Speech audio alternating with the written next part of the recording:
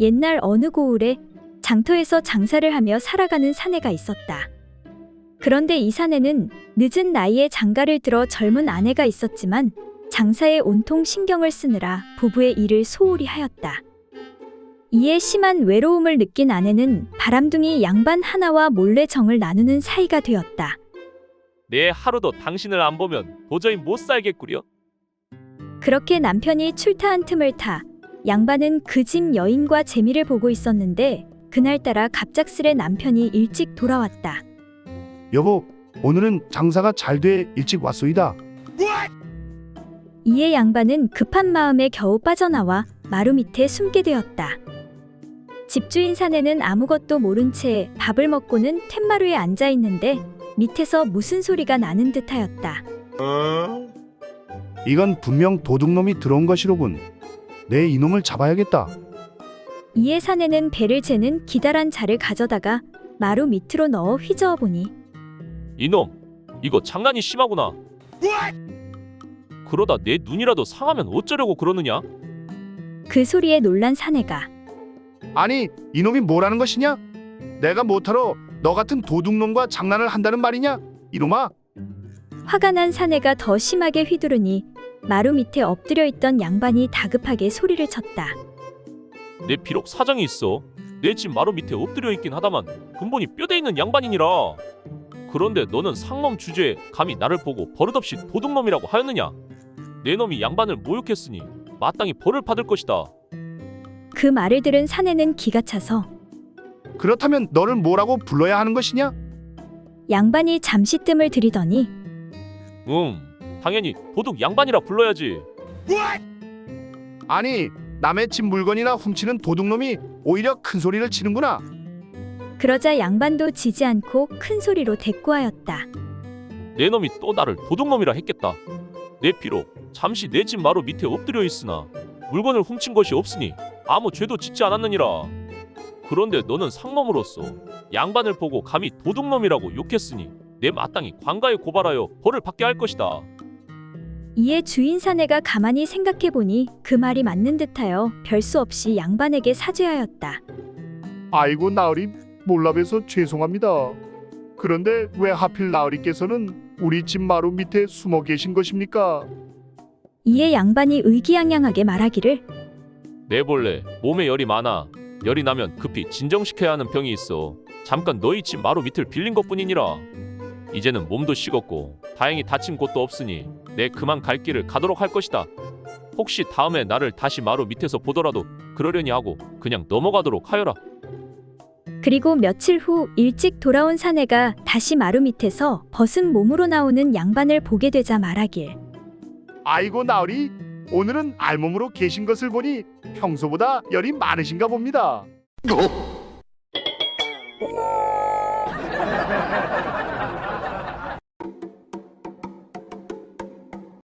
옛날 어떤 젊은이가 유명한 박수무당의 제자가 되었다. 그러나 무당은 뭣 하나 변변히 가르쳐주는 것 없이 허드렛일만 시키는 것이었다. 제자는 때가 되면 가르쳐 주겠거니 하고 틈틈이 스승이 하는 것을 열심히 살펴 머릿속에 새겨두곤 했다. 그러던 어느 날 스승이 외출하고 없는 사이에 어떤 사람이 찾아와 급히 굿을 하여 달라고 청하는 것이었다. 스승님께서 지금 출타 중이신데 사나흘 후에나 돌아오실 것 같습니다. 우리 집 향월이가 학질에 걸려 죽어가는데 어떻게 기다린단 말이오? 하고는 오히려 그 사람이 화를 내는 것이었다. 아니 향월이라면 이 고을에서 제일 미모가 뛰어나는 그 여종이 아니오? 그렇다면 제가 한번 가보겠습니다. 배울 것은 거진 다 배웠으니까 스승님이나 진배 없을 것입니다. 우선 부딪혀 볼 생각으로 제자는 그 사람을 따라갔다. 하지만 막상 하려니 어떻게 해야 할지도 모르겠고 무엇보다 향월이의 뛰어난 미모에 다른 마음이 생기게 되었다. 지금부터 치료를 시작할 테니 여기 사방에 병풍을 치고 무슨 소리가 나더라도 아무도 접근하지 못하게 하십시오. 그리고 나서 제자는 징을 치고 춤을 추면서 아무런 주문을 외워대다가 향월이를 끌어안고 옷을 모두 벗긴 다음 이상야릇한 짓을 해버리고 말았다. 그렇게 해서 향월이는 땀을 비오듯 쏟아내었고 그 때문인지 학질은 씻은 듯이 낫게 되었다. 제자는 향월이를 고쳐주고 사례를 잔뜩 받아 돌아왔다. 그리고 몇 달 후 또 그 사람이 찾아와 이르기를 우리 대감마님께서 지금 학질로 고생하고 있으니 어서 좀 고쳐주시오. 그런데 이번에는 고칠 자신이 없어 제자는 스승에게 전말을 구하고 용서를 빌었다. 스승님이 안 계실 동안 제가 멋대로 가서 엉터리로 구슬하였습니다. 용서하여 주십시오. 그러니 어서 가서 대감마님의 병을 고쳐 주십시오. 그 말을 들은 스승 박수무당은 의아한 표정을 지으며 말했다. 기특한 놈, 내 놈이 드디어 모든 것을 다 익혔구나. 사실은 나도 그 정도밖에 할 수 없으니 이번에도 내가 가서 고치도록 하여라.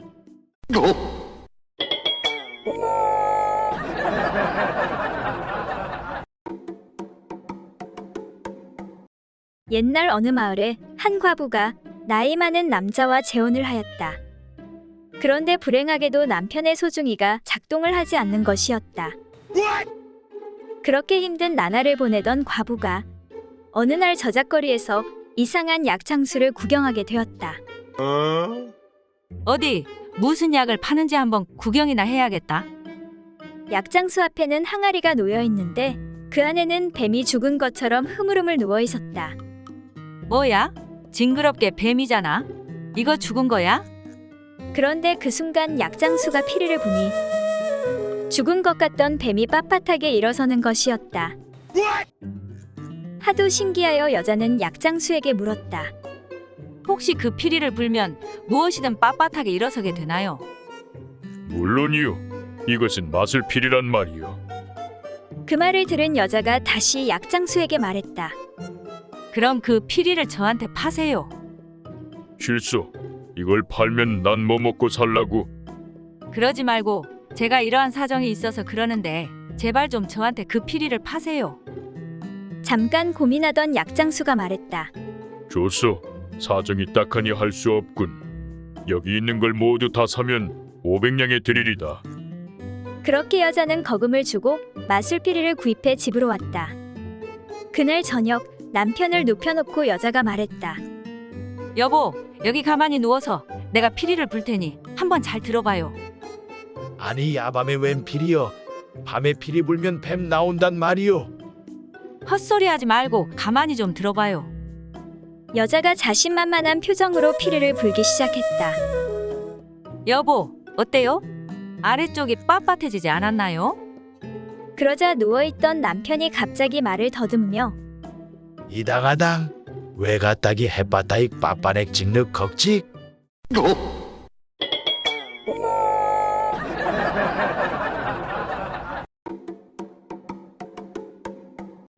옛날 어느 마을에 어떤 부잣집 노인이 딸 셋을 노인은 젊은 시절부터 남의 손가락질을 받아가며 엄청난 돈을 모았다. 돈 모으는 게 뭐가 어렵나. 한번 들어온 돈은 절대 안 쓰면 되는 거지. 그는 나이가 80세가 다 되도록 여전히 인색해 돈을 전혀 쓰지 않았다. 또한 몇십 년을 두고 국 한 번 끓이는 법이 없었으며 밥을 먹을 때도 반찬이라고는 눈을 비비고 봐도 보이는 것이 없었다. 그는 80평생 조그만 접시에 간장을 담아 그것을 숟가락 끝으로 조금씩 찍어서 밥을 먹었다. 그 꼴을 참다 못한 친척이 어느 날 찾아와 한마디 했다. 아니, 아저씨, 앞으로 사시면 얼마나 더 오래 사시겠다고 이렇게 돈 하십니까? 이제 그만 돈에 얽매이지 마시고 반찬도 좀 해서 잡수세요. 제발 돌아가실 때까지만이라도 편하게 좀 사세요. 그러나 자린고비 노인은 고개를 저었다. 사람은 항상 검소하게 살아야 하는 법이야. 자네처럼 먹고 싶은 것, 하고 싶은 것 다 하면 그 모양 그 꼴로 사는 거지. 이에 화가 난 친척이 몇 마디 덧붙였다. 아저씨 참으로 어리석으시네요. 아저씨 아들은 주색에 빠져 재산을 물쓰듯 없애는데 아저씨만 이러고 사시니 진짜 어리석기 그지였군요. 이 말을 들은 노인은 그만 분통이 터져 큰 소리를 쳤다. 뭐라고? 아들 녀석이 그렇게 돈을 낭비한다고? 내 이놈의 자식을 그냥. 좋다. 그렇다면 나도 이제 가만히 있을 수 없지. 이봐라, 밖에 누구 없느냐? 어서 두부 한 모만 가져오너라. 나도 이제 좀 배불리 먹어야겠다.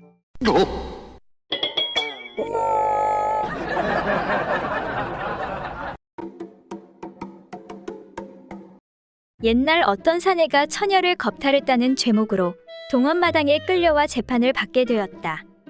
사또가 추상 같은 목소리로 사내의 죄를 추궁하기에 앞서 겁탈당했다는 처녀에게 먼저 물었다. 너는 주어도 숨김없이 묻는 말에 대답해야 할 것이다. 예, 사또나리. 그래, 내가 저 사내에게 겁탈당했다는 게 사실인지고? 예, 사또나리. 틀림없이 사실인 줄 아뢰옵니다. 그럼 그때 당시의 전후 사정을 숨김없이 낱낱이 아뢰도록 하여라. 예, 사또나리. 명대로 전후 사정을 말씀드리도록 하겠습니다. 처녀가 입을 열었다. 저 사내가 저를 소녀의 집 근처 숲속으로 끌고 가서는 큰 나무 아래로 밀어붙였습니다. 소녀는 싫다고 몸부림쳐댔지만 그가 훨씬 기운이 세서 그만. 이때 갑자기 사내가 끼어들었다. 아닙니다, 사또나리. 저는 정말 억울하옵니다. 저 여자가 먼저 저를 유혹하였고 속옷을 아래로 내린 것도 제가 아닙니다. 저 여자가 직접 자신의 속옷을 내렸습니다. 뭐라고? 깜짝 놀란 사또가 처녀를 바라보며 물었다. 내가 스스로 속옷을 내렸다고? 그 말이 사실이냐? 예, 사또나리. 하지만 그럴 만한 사정이 있었사옵니다. 오호라, 그래? 그렇다면 그 사정을 어디 한번 말해보거라. 그러자 처녀는 이렇게 대답하는 것이었다. 그것은 소녀의 어미가 워낙 잔소리가 심해 속옷을 더럽혔다간 큰 꾸중을 듣기 때문이옵니다.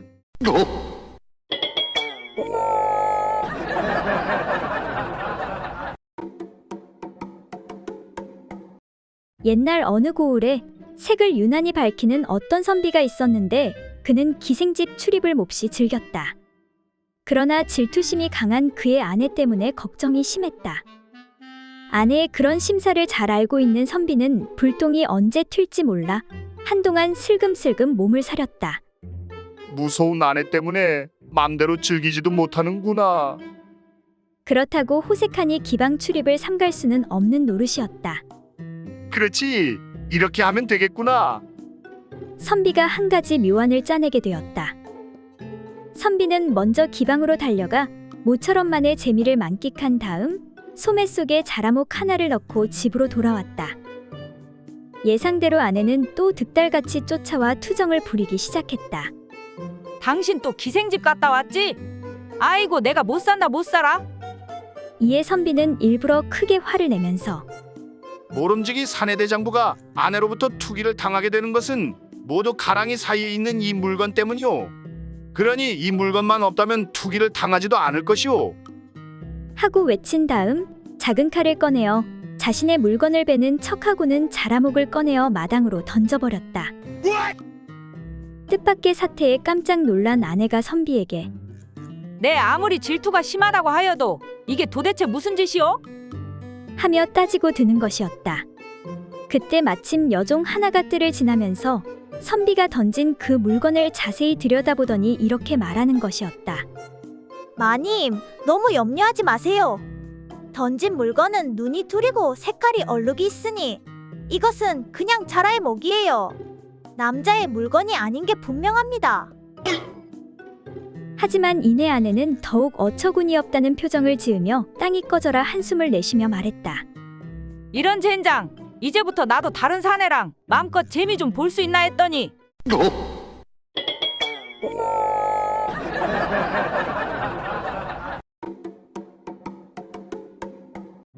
옛날 어느 작은 마을에 처녀 총각이 살고 있었다. 하루는 총각 칠복이가 나무하러 산에 가보니 마침 처녀 순심이도 나무를 캐러 와 있었다. 주위를 둘러보니 사람들은 아무도 없고 딱 둘뿐이었다. 칠복이는 엉큼한 생각이 들어서 수작을 꾸미기 시작했다. 순심아, 너 나물 다 캤니? 응, 너는 나무 다 했니? 응. 그러면 우리 점심이나 같이 먹자. 둘은 자연스럽게 적당한 곳에 자리를 잡고서 가지고 온 점심 보자기를 풀었다. 그런데 칠복이는 뭘 좀 알았던 모양이지만 순심이는 맹한 구석이 있어서 남녀의 일에 관해서는 잘 알지 못했다. 칠복이가 넌지시 말했다. 순심아, 나 저기 옹달샘에 가서 물을 좀 마시려고 하는데 나를 좀 붙잡아 줄래? 그래. 칠복이는 옹달샘에 가서 갑자기 바지를 벗기 시작하는 것이었다. 물 먹는데 옷은 왜 벗어? 순심이가 묻자 칠복이가 둘러댔다. 혹시라도 물에 빠져서 이 옷을 적시면 어떻게 입어? 그러니까 미리 벗어놔야지. 응, 그렇구나. 칠복이는 넙죽 엎드려 물을 마시다가 뒤에 있는 순심이를 향해 소리쳤다. 물 마시기가 힘이 드네. 순심아, 내 다리 사이에 살꽁지가 하나 달려있는 게 보이지? 그걸 꼭 잡아줄래? 그렇지 않으면 물을 못 마시겠다. 순심이는 뭣도 모르고 그 살꽁지라는 것을 잡았는데 처음에는 작았던 것이 자꾸 빳빳해지면서 점점 굵어지는 것이었다. 당황한 순심이가 말했다. 아이고 칠복아, 살꽁지 터진다. 물 좀 그만 마셔라. 살꽁지 터진다. 살꽁지 터져. 그렇게 물을 다 마신 후 순심이가 칠복이에게 말했다. 그런데 칠복아, 옆 동네 돌쇠 살꽁지는 두 손으로도 안 잡히던데 너는 한 손도 남네.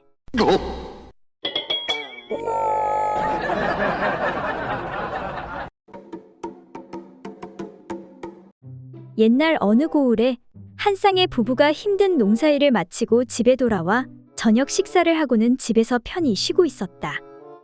그러던 중 심심하던 남편이 부인의 엉덩이를 보고 나서 이렇게 말하는 것이었다. 아이고 마누라, 당신 엉덩이가 갈수록 펑퍼짐해지는구먼. 마당에 있는 제일 큰 김장떡하고 크기가 비슷하겠네 그려. 남편이 이와 같이 웃으며 부인을 놀림해도 부인은 못 들은 척하고 그저 자기 일을 했다. 그럼에도 남편은 재미를 붙였는지 이번에는 줄자를 가져오더니 줄자로 부인의 엉덩이 크기를 재보고는 장독대로 달려가서 장독대의 둘레를 재보고 다시 내려와서 말하길. 아이고 사실이네. 당신이 이겼네. 이겼어. 확실히 당신이 이만큼 더 커. 이런. 그러면서 부인을 계속 놀려대는 것이었다. 어쨌든 그런 일이 있고 시간이 지나 밤이 되어 잠자리에 들 시간이 되었다. 그런데 그날따라 남편은 아내와 뜨거운 밤을 보내고 싶어서 평상시대로 아내에게 찝쩍거리기 시작했다. 그러자 부인은 몸을 옆으로 획 돌아누우며 말했다. 흥! 당신의 그 시들어 빠진 총각 김치 하나 담자고 나의 이 큰 김장독을 열 수는 없지. 이와 같은 처지에 놓인 남편은 말 그대로 되로 주고 말로 받은 꼴이었다. 이에 남편은 다 죽어가는 목소리로 부인에게 말했다. 아주머니 그렇긴 해도 총각 거시기인데 한 번만 좀 열어주면 안 되겠소? 이렇게 해서 부부는 결국 화해하였다고 한다.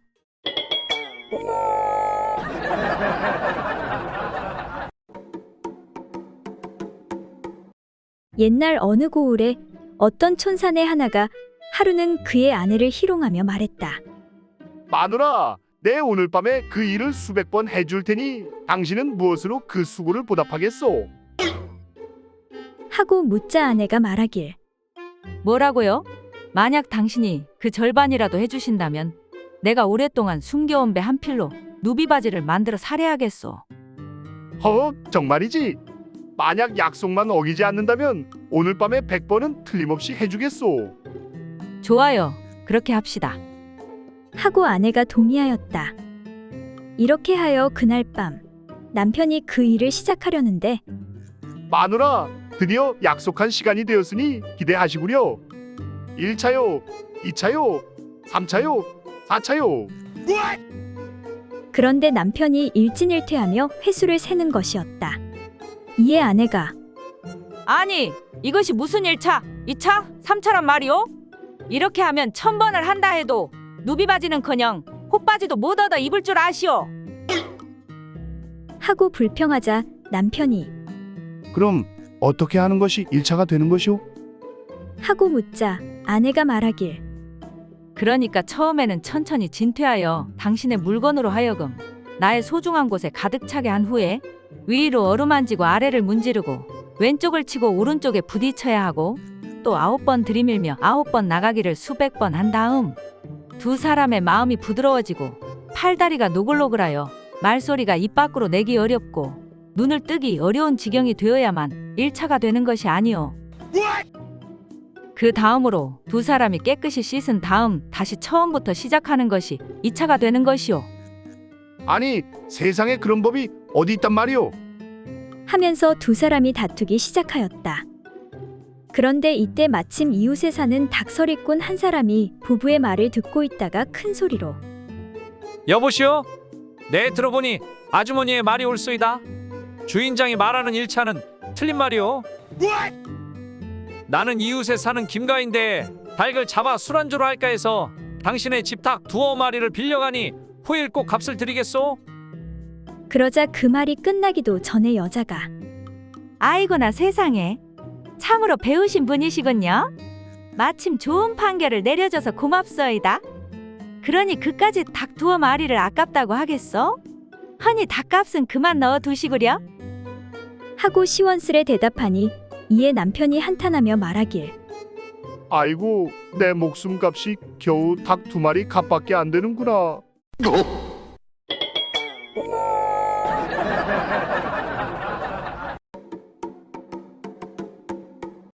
옛날 어느 고을에 시골 여인네들이 모여 밭에서 일을 하다 시간이 늦어 날이 어두워져 가자 소쩍새 울음소리가 들려왔다. 그때 하품을 하던 한 여인이 일손을 놓고 이렇게 말했다. 날도 저물고 심심한데 우리 남정네들이 기생집에서 하는 것처럼 서로 가슴을 터놓고 소쩍새 울음소리로 글을 지어보는 것이 어떻겠소이까? 여인이 이러한 제안을 하자 마침 무료하던 차에 잘 됐다며 다른 여인네들도 반겼다. 이에 한 여인이 먼저 소쩍새의 우는 소리는 총나라의 자금을 한탄하는구나. 그러자 다른 여인들이 물었다. 아니, 어찌하여 총나라가 작다는 것이오? 내 일찍이 듣기로 옛날에 총나라가 있었는데 그 나라가 너무 작고 힘이 없어 망하는 바람에 그것을 한탄한 황제가 소쩍새가 되어 소촉 소촉 하고 운다고 하지요. 그러자 다른 여인이 실한 모름지기 자기의 뜻을 말로 표현하는 것이니 어찌 옛날 일을 들어 채울 것이오. 그러니 나는 소쩍새의 우는 소리는 소치 작다함을 한탄하는도다. 어째서 소치 작다는 것이요? 우리 집 소치 작아서 한인데 그러니 소쩍새가 지금 소짝소짝 하고 우는 것 같지 않소이까? 라고 말하자 가만히 듣고만 있던 세 번째 여인이 무릎을 탁 치며 말하길 이 새가 우는 것을 들으니 조짝조짝 하는구나. 그러자 다른 여인들이 물었다. 어째서 조짝조짝 하고 우는 것이요? 우리 남편의 물건이 너무 작은 게 한인데 그래서 이 새가 조짝조짝하고 우는 것 같아 그러는 거지요. 이때 옆에 있던 나이 많은 여인이 지금 내가 들으니 소쩍새가 조쩌조쩌 하고 우는구나. 그러자 다른 여인들이 물었다. 아니, 어째서 조쩌조쩌 하고 우는 것입니까? 작은 것이라도 좋으니 조 딸린 영감 하나 달라고 조쩌조쩌 하고 우는 것이요.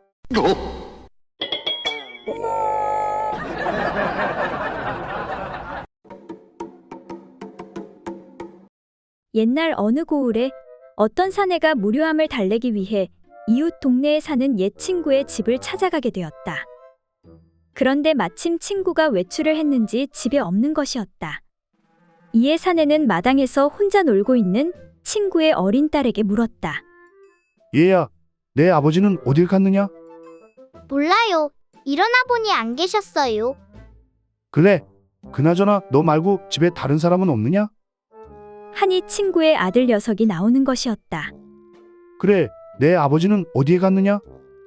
하고 묻자 친구의 아들 녀석이 아마 갈 곳에 가셨겠지요. 뭐라고? 그게 무슨 소리냐?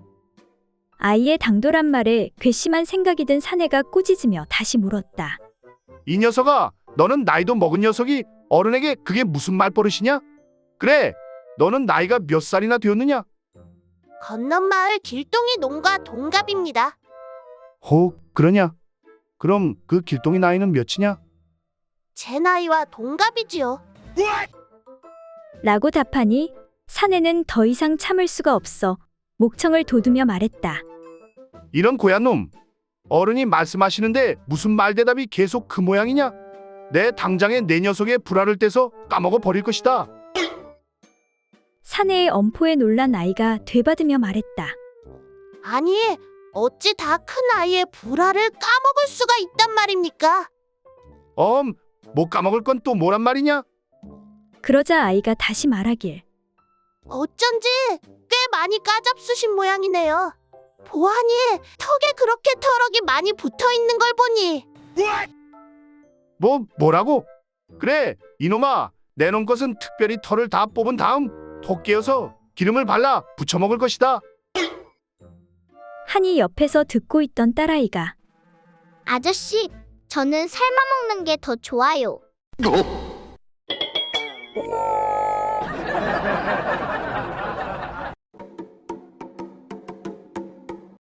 옛날 어느 고을에 조씨 성을 가진 비장이 고을 수령의 명령으로 먼 마을에 중요한 심부름을 가게 되었다. 먼 길 오느라 수고하셨소이다. 오늘 하루 편히 쉬다 돌아가도록 하시구려. 그 고을 수령이 수고한 조비장에게 그날 밤 관기를 들여보내 함께 잠자리를 가질 수 있도록 배려해 주었다.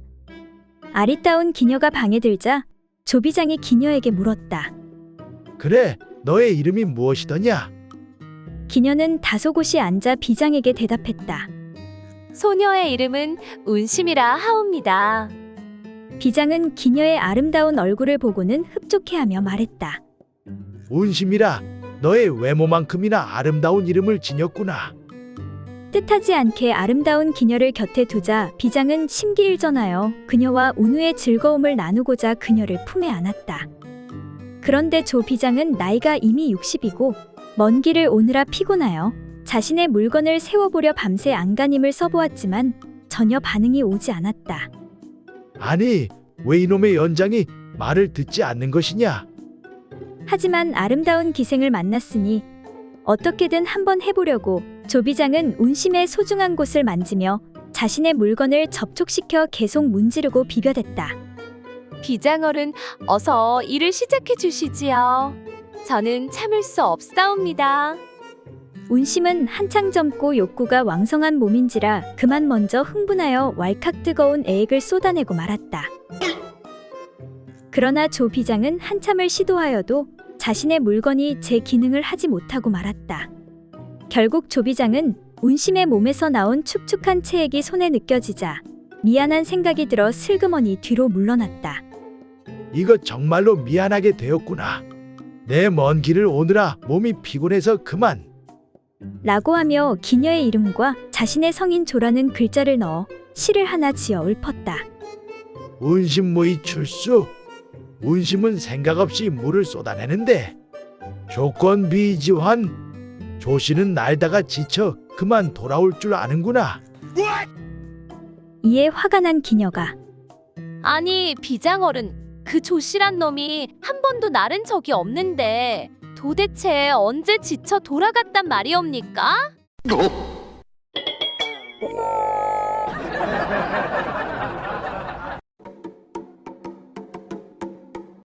옛날 어느 고을에 홍씨성을 가진 가난했지만 청렴하기로 알려진 한 선비가 살고 있었다. 그러던 어느 날 선비의 집에 도둑이 들게 되었다. 이놈의 집은 훔쳐갈 것이 하나도 없구나. 도둑은 집안에 워낙 훔쳐갈 것이 없다 보니 솥단지라도 떼어가겠다는 마음으로 부엌으로 들어갔다. 그 시각 도둑이 들었음을 알게 된 부인은 도둑이 솥단지를 떼어가려 한다고 남편에게 알렸다. 여보, 아무래도 도둑이 든 것 같아요. 어떻게든 해봐야 되는 거 아니에요? 그러자 선비가 태연하게 말했다. 우리보다 힘든 사람이라 솥단지라도 떼어가려는 것이니 그냥 가져가도록 놔두시오. 그런데 도둑이 솥뚜껑을 열어보니 밥을 해먹은 흔적이 없었다. 아니, 도둑놈이 나보다도 가난한 사람이 있다니. 도둑은 안타까운 마음에 도리어 솥단지 속에 엽전 7냥을 넣어두고 나오게 되었다. 다음 날 솥단지가 없어지기는커녕 오히려 돈이 들어있는 것을 발견한 선비는 집 앞에다 우리 집 솥단지에 돈을 잃어버린 사람은 찾아가시오 라는 쪽지를 써 붙여놓았다. 소문을 들은 그 도둑이 어이가 없어 선비의 집으로 찾아가 말했다. 아니, 선비님, 남의 소단에 돈을 잃어버릴 그러한 사람이 있겠습니까? 하늘이 준 것인데 왜 받지 않는 것입니까? 그러자 선비가 반문하며 말하기를 이 사람아, 내 물건이 아닌데 어찌 갖겠는가? 그 말에 도둑이 꿇어 엎드리며 아이고, 선비님, 잘못했습니다. 용서하십시오.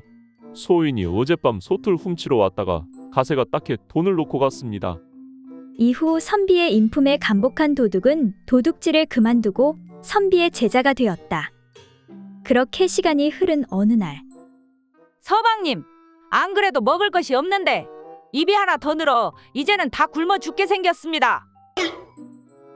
허구한 날 글만 읽지 마시고 나가서 농사를 짓던지 장사라도 해주십시오. 계속되는 부인의 잔소리에 지친 선비가 마누라 등살에 도저히 못 살겠으니 내가 가서 뭐라도 좀 훔쳐오너라.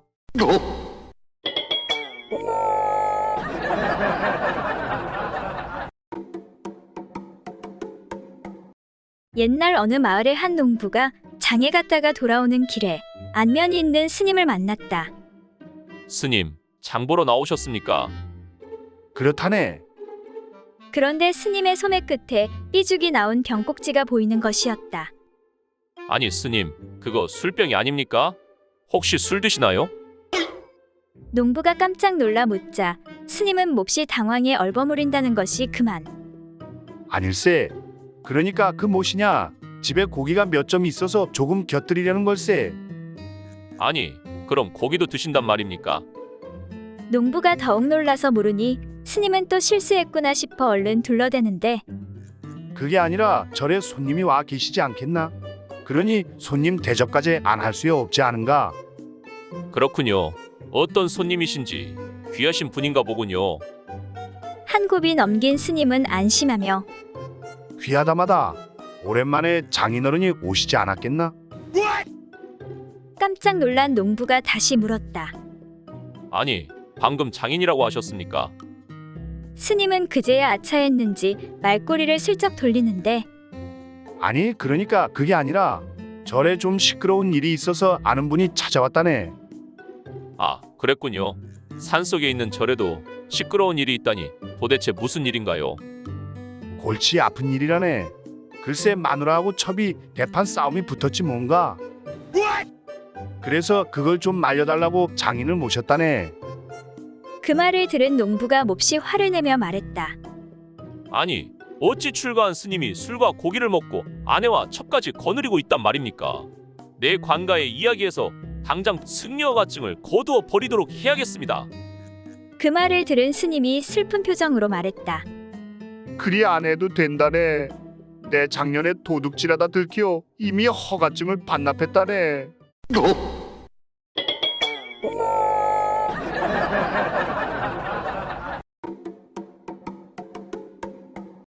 옛날 어느 마을에 잘난 조상 덕으로 원님이 된 바보가 있었다.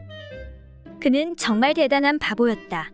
하지만 다행히도 똑똑한 마누라를 두어 어떤 일이 있을 때면 일일이 부인에게 물어서 해결하곤 했다.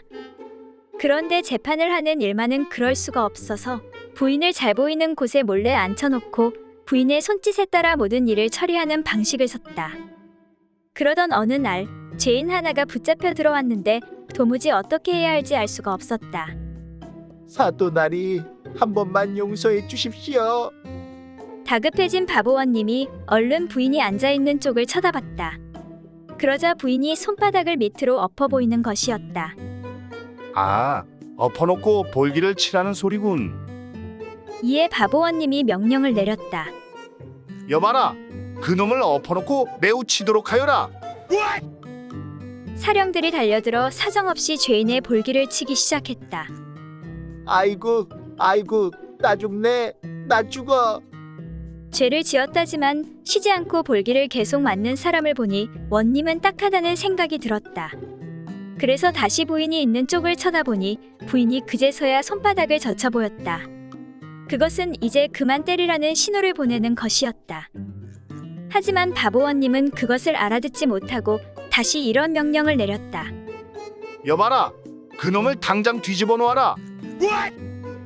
명령대로 죄인을 똑바로 눕혀놓으니 바지가 내려진 그 몰골이 가관이 아니었다. 죄인은 아픈 것은 고사하고 창피해서 죽을 지경이었다. 아이고, 누가 제 소중히 좀 가려주십시오. 부탁합니다. 그 광경을 본 원님의 부인은 웃음을 참을 수가 없었다. 하지만 채통이 중요해 차마 대놓고 웃을 수는 없어서 손가락을 깨물며 웃음을 참았다. 그런데 마침 그 모습을 본 바보 원님이 다시 명령을 내렸다. 여봐라, 어서 저놈의 소중이를 깨물어라.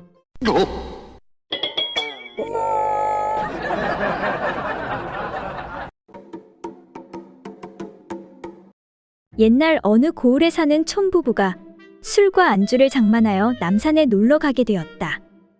그런데 한 잔, 두 잔 술잔을 기울이다 보니 어느새 취기가 오르면서 발글에 달아오른 서로의 얼굴을 보고 마음의 욕구가 일어나게 되었다. 여보, 마누라, 우리 오랜만에 산에서 한번 어떻소? 어머머, 세상에. 누가 보면 어쩌려고 그러시오. 부부는 정욕을 주체하지 못하고 그만 숲속에서 즐거운 행사를 치르게 되었다. 그렇게 두 사람이 일에 열중하고 있을 때 한 사내가 다가와 소리를 쳤다. 여보시오? 남산 중지에서 이게 무슨 짓이오? 나는 남산의 산림을 관리하는 금송군이오. 이런 풍기를 어지럽히는 일을 내 직접 목도하고 이대로 그냥 둘 수 없으니 마땅히 잡아가야겠소. 이에 남편이 낯을 붉히면서 금송군의 소매를 당기며 말했다. 제발 우리가 하였던 일을 떠들어대지 말아주시오. 우리가 법도를 잘 알지 못하여 이런 짓을 저질렀으니 노영이 한 번만 눈 좀 감아주시오. 하고 간절히 빌며 주머니를 풀고 몇 푼을 내주며 말했다. 이것은 얼마 되지 않지만 술값으로 하고 용서하시오. 나중에 마땅히 더 후하게 대접하리이다. 아니, 내가 형씨의 집이 어딘지 알고 그런단 말이오? 하고 케어물어 남편은 하는 수 없이 집의 위치를 알려주니 금송군은 웃으면서 가버렸다. 며칠 뒤 금송군이 그 집으로 찾아가니 과연 촌사람이 곧 돈을 내어주어 그것을 받고는 돌아갔다. 그런데 이와 같은 일이 서너 차례나 되자 옆집에 사는 노인이 알게 되어 무슨 연유인지 까닭을 묻자 그 사람은 노인에게 그간의 사정을 다 털어놓았다. 그러니까 우리 부부가 아무 날 남산에 갔다가 이러이러하였더니 금송군이 용서해 주어서 그 은혜에 감사하여 돈을 주고 있소이다. 이 말을 들은 옆집 노인이 웃으면서 허허, 내 이런 순진한 사람을 보았나? 그 일은 누구나 하는 일이 아니오. 남산뿐만 아니라 비록 대궐 안에서 한다 하여도 누가 말리겠소? 길 한복판도 아니고 그저 숲속에서 부부가 잠깐 재미 좀 보았기로써니 벌을 받는 일이 어디 가당키나 한가? 자네가 순진하여 당한 것일세. 후일에 또 오면 꾸짖어 보내시게. 하고 일러주었다. 그 후에 금송군이 또 찾아오자 화가 난 촌사람이 이보시오. 내가 숲속에서 누구와 무슨 짓을 하던 말던 당신이 무슨 상관인데 계속 돈을 뜯어가는 것이오? 그 짓을 하면 돈을 내야 한다니 그게 대체 무슨 소리오? 그러자 그 말에 놀란 금송군이 둘러대며 말하길 그러니까 그 무엇이냐? 거기는 내가 예전부터 맡아놓은 장소라 특별히 자리값을 받은 것이오. 하고는 뒤도 돌아보지 않고 재빨리 달아나 버렸다.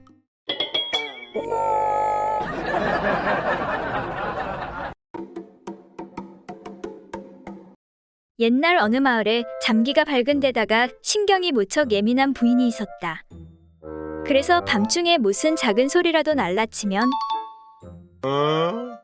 매번 남편에게 밖에 나가 무슨 일인지 확인해 보라고 성화였다. 그러던 어느 날 부부가 나란히 누워 잠을 자고 있었다. 그런데 무슨 소리가 났는지 부인이 남편을 흔들어 깨웠다. 여보, 빨리 일어나 봐요. 밖에 누가 왔나 봐요. 알았소. 남편은 하는 수 없이 밖에 나갔다 들어왔다. 아무것도 아니요. 바람에 나뭇가지가 흔들리는 소리니 그냥 자자고요. 그리고 잠시 후 또 부인은 자는 남편을 흔들어 깨웠다. 여보, 일어나 봐요. 밖에서 소리가 나요. 알았소. 남편은 또다시 하는 수 없이 밖에 나갔다 들어왔다. 아무것도 없소. 잘못 들은 거니 그냥 잠이나 계속 자자고요. 남편이 막 다시 잠이 들려는 순간 또다시 부인이 남편을 깨웠다. 여보, 빨리 일어나 봐요. 밖에서 소리가 나요. 이번엔 진짜 누가 왔나 봐요. 남편은 한두 번이야 그럴 수도 있겠지 하고 그럭저럭 참았지만 세 번째가 되자 더 이상은 참을 수가 없었다. 여보, 누가 온 것 같다니까요. 그 소리에 남편은 거의 신경질적으로 이불을 끌어 푹 덮으며 말했다. 별거 아니니까 안심해도 되는구려. 무시당한 부인은 토라지듯 말했다. 아니, 당신 어떻게 그런 확신을 할 수 있어요? 그러자 남편이 말했다. 도둑이라면 소리를 안 내고 들어올 것이니까 도둑은 아닐 것이고, 그리고 만약 강도라고 해도 당신을 보면 아무 짓도 안 하고 그냥 갈 거니까 걱정할 거 없소.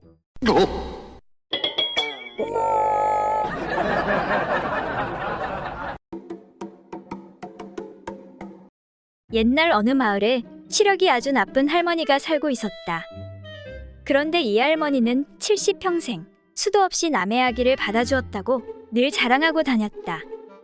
내가 지금까지 받은 아기가 적어도 수천 명은 될 거야. 그러던 어느 날 짓궂은 동네 남자들이 모여 이 할머니를 놀려 주기로 작정했다.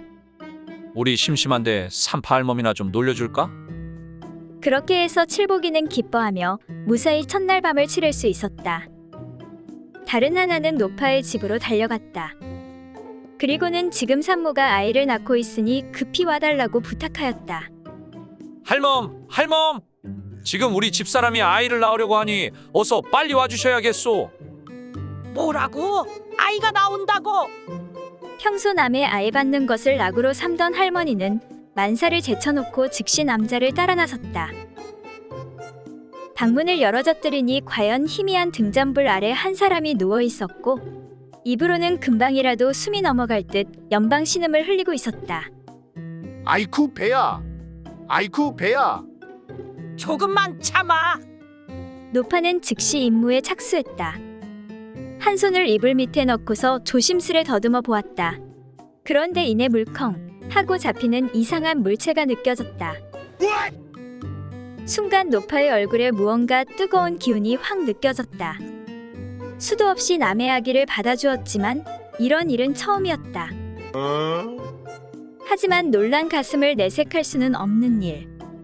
노파는 갑자기 허둥지둥 손을 빼면서 이렇게 소리치는 것이었다. 빨리 귓저고리랑 물 대표와. 벌써 한쪽 팔 나왔어.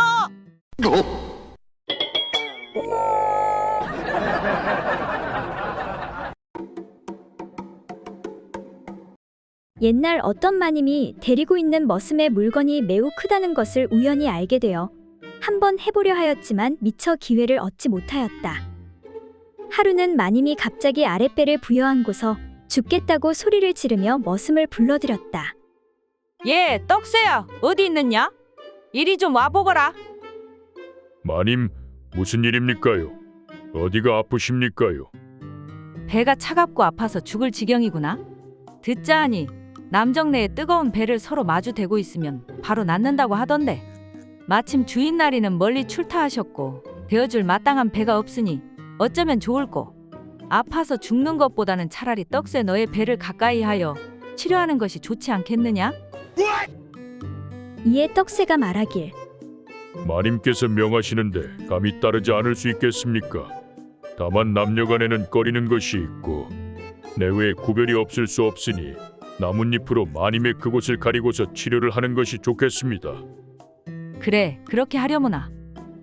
그리하여 마님은 바로 나뭇잎으로 사타구니를 가리고서 머슴으로 하여금 옷을 벗고 배를 서로 마주대게 하였는데 이미 터질 듯이 커져버린 머슴의 불룩한 물건이 나뭇잎을 뚫고는 마님의 오목한 구멍으로 미끄러져 들어가 버렸다. 이에 마님이 물었다. 아니, 나뭇잎은 어디에 있길래 너의 물건이 갑자기 내 몸속으로 들어왔느냐? 사실 제 물건이 배가 고플 때면 종종 나뭇잎을 갉아먹기도 하지요.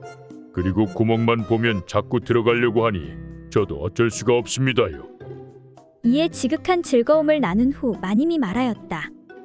과연 배를 마주대니 복통이 어느 정도 사라진 듯하나 아직 조금 부족하구나. 떡새야, 이번에는 나뭇잎 없이 바로 치료를 계속하도록 하자꾸나. 그리하여 마님의 복통은 깨끗이 나았다고 한다.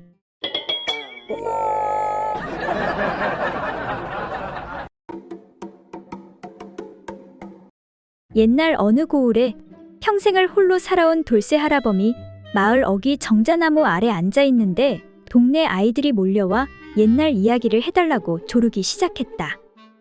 돌쇠 할아버지, 재미있는 옛날 이야기 해주세요. 그러자 돌쇠 할아범이 조용히 이야기를 하기 시작했다. 얘들아, 옛날에 머슴 돌쇠가 있었는데 그 동네에 처녀 옥순이를 너무너무 사랑했단다.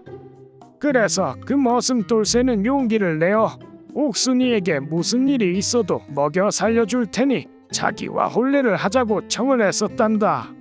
그러자 옥순이는 시원하게 승낙을 하지 않고는 2마리의 말과 5마리의 소를 갖고 오면 혼례를 치르겠어요. 라고 말을 했단다. 돌쇠는 그 뜻을 잘 알 수가 없었지만 옥순이의 말대로 2마리의 말과 5마리의 소를 사기 위해 열심히 머슴살이를 하고 부미를 하며 돈을 벌었지만 그럼에도 그런 큰 돈을 모을 수가 없어서 옥순이와 결혼을 하지 못했단다. 결국 그렇게 돌쇠는 혼자 늙어가면서 50년이 흘러 이렇게 할아버지가 되고 말았단다. 그럼에도 아직까지도 돌쇠는 마음속으로 그 여자만을 사랑하고 있지. 할아버지의 이야기가 끝나자 귀 기울이고 있던 아이들이 말하기 시작했다. 할아버지, 제 생각에는 말과 소처럼 힘이 센 짐승 같은 남자가 좋다고 한 것이 아닐까요? 아니야, 그건 아닐 거다. 난 젊었을 적 마을에서 힘이 가장 셌거든. 이에 다른 아이가 어이가 없다는 듯 대수롭지 않게 말했다. 에이 참, 할아버지 2마리의 말이랑 5마리 소면 2말 말고 소 라는 뜻이 아니어요? 이 말에 할아버지는 무릎을 탁 치더니 그래, 그렇구나. 그런 뜻이었구나. 틀림없어. 아이고, 내가 그걸 왜 몰랐을까? 벌써 50년이나 흘러버렸구나. 아이고, 아이고. 그때 옆에 있던 또 다른 아이가 말했다. 아, 그러니까 옥순 할멈이 말하던 멍청이가 바로 할아버지였군요.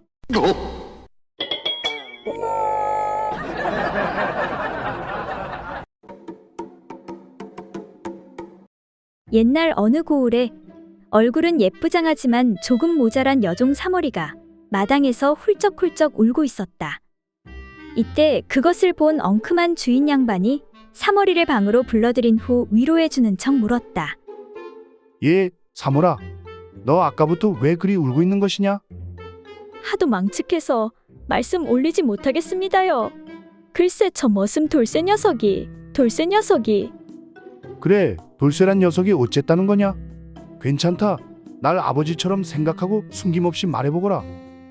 여종이 훌쩍이고 나서 입을 열었다. 글쎄 돌쇠 녀석이 소녀를 뒷동산 참나무 숲속으로 데리고 가서는 뭐 숲속으로 데리고 들어가? 이런 몹쓸 놈이 있나? 그래서 돌쇠 그놈이 허튼 짓을 한 모양이구나. 이에 주인 양반은 사머리의 손을 슬쩍 잡으며 물었다. 이렇게 널 희롱하였느냐? 아닙니다. 그것보다 훨씬 더 심한 짓을 했사옵니다. 갑자기 소녀를 땅에 쓰러뜨리고 그 말에 주인 양반이 여종을 은근히 끌어안으며 말했다. 그러니까 쓰러뜨리고 나서 이렇게 껴안았단 말이냐? 아닙니다. 그것보다 더 심한 짓을 했사옵니다. 주인 양반은 다시 사머리의 양가슴에 손을 넣으며 말했다. 그럼 가슴을 이렇게 했단 말이냐? 아니옵니다. 그것보다 더 심한 짓을 했사옵니다. 뭐라? 그럼 치마 밑으로 손이라도 넣었다는 것이냐? 이런 고얀 놈. 그러니까 이렇게 했단 말이냐? 하며 또 손을 치마 밑으로 넣었다. 아니옵니다. 그것보다 더 심한 짓을 했사옵니다. 그렇다면 속옷 속으로 손을 쑤셔넣고 이렇게 했단 말이냐? 주인 양반이 사머리의 속옷 속에 손을 들이밀며 물었다. 네, 주인어른, 바로 그렇게 했습니다. 세상에 이런 몹쓸 놈이 다 있느냐? 그리고 또, 그래, 또 그 다음엔 어떻게 하더냐? 네, 그리고는 자신의 바지랑 속고이를 내리고, 뭐라? 이런 천하의 망할 놈이. 그래서 너는 가만히 있었느냐? 아무래도 돌쇠놈 힘이 세니 내가 어쩔 수 없었겠구나. 그러자 사머리가 벼랑간 주인 양반의 따귀를 불이 번쩍 나게 후려갈겼다. 아니옵니다. 그래서 저도 이렇게 따귀를 때려 주었사옵니다. 이에 주인 양반은 아픔을 참으며 다시 물었다. 아이고, 이런 고얀 돌쇠놈을 봤나? 그래, 그 다음엔 또 어떤 짓을 하였느냐? 돌쇠놈이 거기서 멈추진 않았을 텐데 넌 또 가만히 있었느냐? 그러자 사머리가 이번엔 주인 양반의 방울주머니를 힘껏 후려차버렸다. 이렇게 혼쭐을 내줬어요.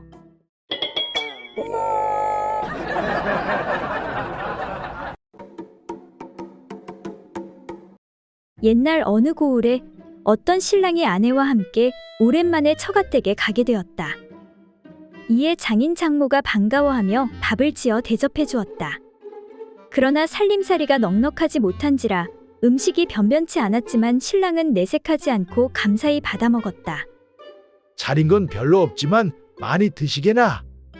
아닙니다. 장인어른, 이 정도면 진수성찬이지요. 여보, 밥이라도 2그릇 먹어요. 한 그릇으로 되겠어요. 괜찮소. 배가 불러서. 그리고 날이 저물어 밤이 되자 장인과 장모는 윗방, 사위와 딸은 아랫방에서 잠을 자게 되었다. 그런데 밤이 깊어지자 밤중에 장인이 장모와 음사를 나누게 되었다. 여보, 마누라, 오늘 밤도 한번 어떻겠어? 오늘은 딸 내외도 있는데 들키면 어쩌려고 그러시오. 그렇게 점점 흥이 무르익어 가자 장인 장모가 말했다. 나는 귀가 덮여진 듯 정신이 멍멍하오. 나는 사지가 녹아 없어지는 것 같습니다. 얼마 후 일을 마치고 장모가 장인에게 우리가 하는 말을 사위가 엿들을지 모르니 조심하시오. 라고 하였다. 이튿날 아침 밥상머리에서 장인이 사위에게 자네는 세속 사람들이 하는 실없는 말들을 따라하지 말고 삼가하도록 하게. 라고 훈계조로 말을 하자 사위가 말하길 저는 그렇게 하고 싶습니다만 듣는 사람의 과실로 그만 두 귀가 덮이는 것 같아 정신이 멍멍하고 사지가 녹아 없어지는 것 같으니 이를 어찌하면 좋겠습니까? 라고 답하니 장인이 부끄러워 말이 없어지자 옆에 있던 아내가 그러기에 내가 뭘 했어요. 밥 2그릇 먹으랬잖아요.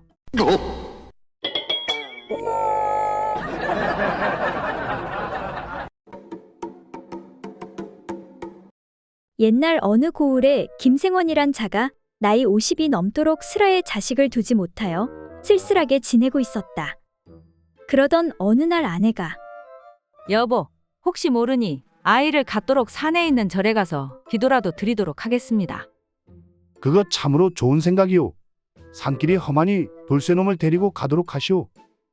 그렇게 아내가 절에 치성을 드리러 다닌 지 1년 만에 드디어 귀여운 옥동자를 하나 낳게 되었다. 그런데 뜻밖에도 그 아이의 머리털이 붉은색이 아닌가. 이에 이를 수상하게 여긴 김생원이 이웃 마을에 사는 용한 의원을 불러 그 아이를 보였다. 그런데 의원이 아이를 아무리 뜯어보았지만 도저히 원인을 알 수 없는 일이었다. 의원님, 우리 집안에 머리가 붉은 사람이 없는데 이게 어찌 된 일입니까? 아무리 봐도 돌쇠놈 머리가 붉은데 그놈이 의심됩니다. 그 말에 의원도 그 아내의 행실이 매우 의심되기도 했지만 확실한 증거 없이 이를 섣불리 입 밖에 낼 수가 없었다. 그래서 의원은 한 가지 꾀를 생각해내어 그들 내외간의 잠자리에 대해 물어보았다. 생원 어른께서는 열흘에 한 번 정도 안방에 들어가시는가요? 이에 김생원이 쑥스러워하며 웬걸 다 늙은 나이에 그렇게 자주 들어가겠습니까? 그럼 한 달에 한 번 들어가십니까? 김생원은 또 고개를 가로저었다.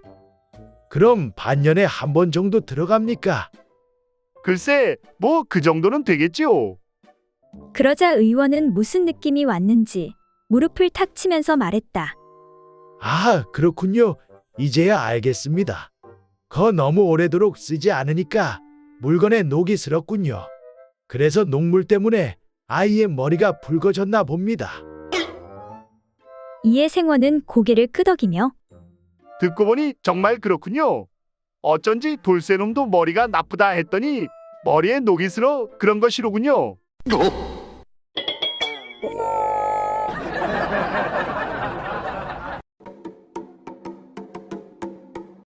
옛날 어느 마을에 사람이 좋아 바보 취급받는 어떤 가난한 농부 부부가 살고 있었다. 그런데 이 마을에는 한 번씩 큰 장이 열리는데 그때마다 어떤 도사가 장을 보러 와서는 이 농부의 집에서 묵곤 하였다. 이번에도 내 신세 좀 지겠소이다. 하지만 말이 좋아 묵고 가는 것이지 밥은 장에서 사 먹고 잠은 마곡간에서 당나귀와 같이 대충 구겨져 자는 것이었다. 그때마다 농부의 아내가 도사에게 몇 번이고 집안에 들어와서 자라고 했지만 도사는 도무지 말을 듣지 않았다. 도사님, 방에 들어와 주무시지요. 아니올시다. 난 그냥 마구간이면 족합니다.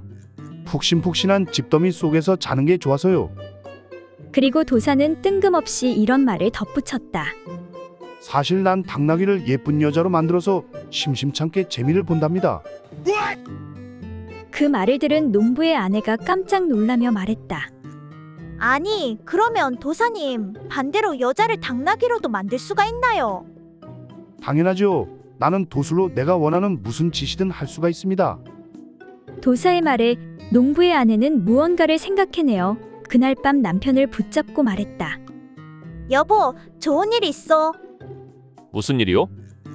아, 글쎄 도사님이 당나귀를 여자로 만들 수 있고 또 여자를 당나귀로 만들 수 있다고 하오. 그러니 내가 도사님께 부탁해서 당나귀로 둔갑하면 당신이 나를 장에 끌고 가서 좋은 값에 팔구려. 그러면 내가 틈을 보았다가 도로 사람으로 변해서 슬쩍 빠져나올 테니까.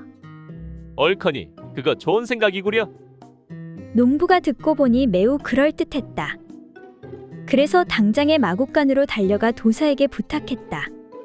부탁을 받은 도사는 농부의 아내의 옷을 벗긴 다음 네 발로 기는 신용을 하게 했다. 그리고는 그녀의 머리를 만지면서 중얼거렸다. 훌륭한 갈기털이 되거라. 다음에는 가슴을 주무르면서 탐스럽고 부드러운 가슴팍이 되어라. 이런 식으로 다리와 팔등을 차례대로 만지작거리는 것이었다. 그런데 그때 갑자기 농부의 아내가 소리쳤다. 어머, 도사님, 꼬리를 잇고 계시네요. 당나귀가 꼬리가 없으면 이상하잖아요. 오라, 그렇군. 꼬리를 잇고 있었구나. 좋아, 그럼 이렇게 해야 되겠지. 라고 하고서 천연덕스럽게 바지춤을 내려서 자신의 물건을 꺼내는 것이 아닌가. 옆에서 그것을 본 농부가 화들짝 놀라며 손을 저었다. 아니 도사님 이게 무슨 짓입니까? 안 돼요. 그것은 절대 안 됩니다. 그만 두시구려. 그 말에 농부의 아내는 옷가지를 주워 입으면서 성난 표정으로 남편을 쏘아붙였다. 아이고, 이등신아.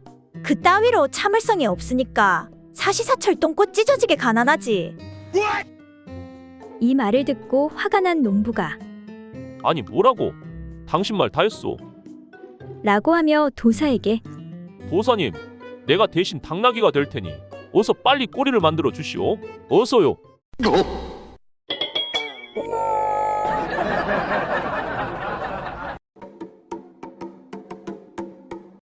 옛날 어느 마을에 어떤 부인이 있었는데 얼굴도 미인이고 글도 잘했으며 호탕한 여장부였다.